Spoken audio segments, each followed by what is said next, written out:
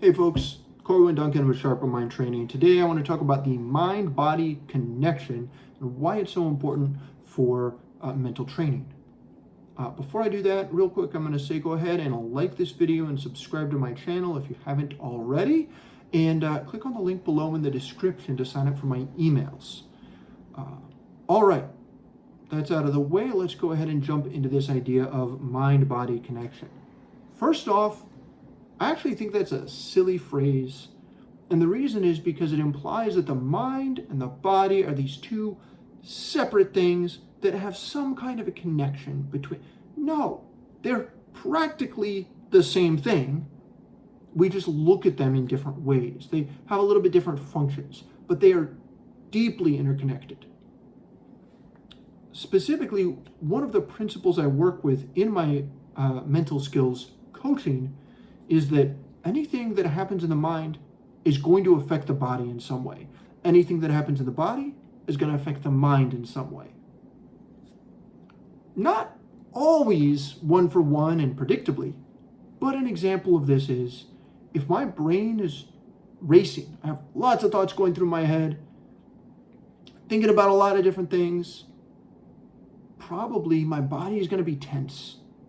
And if I can slow down my thoughts a little bit, and observe them maybe one by one or just in a little bit more clarity, that may help my body to relax.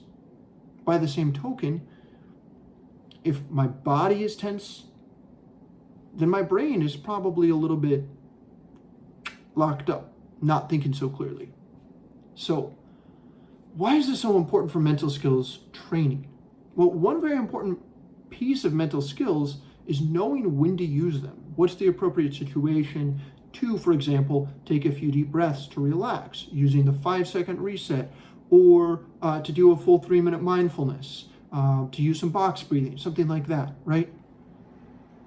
And our body, how our body is feeling, can be a valuable cue to tell us what's happening in our mental state and even in our emotional state as well. So noticing the body, being aware of the body, helps to give us insight into what's happening in our mind so that we can take action on that. At the same time, being aware that our thoughts affect our body, it helps us realize, oh, if I'm thinking this thing or my brain is doing this, it's going to have an effect on my body. Now, there's another very important reason why this is so valuable to understand and to use.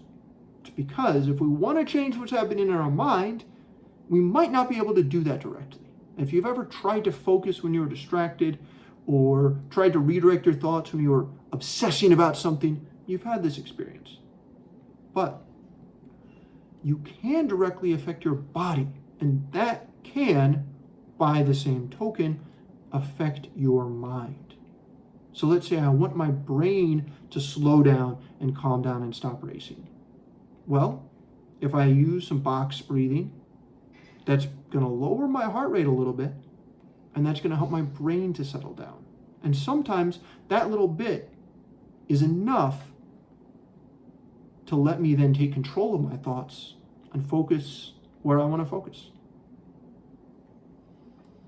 All right, that's all for today, but if you want to hear more about this, put it down in the comments. I could talk about this for hours. In either case, make sure to subscribe to my channel, check out another video. I got a couple that are of varying quality, but see if you like them. Check them out. Thanks for watching.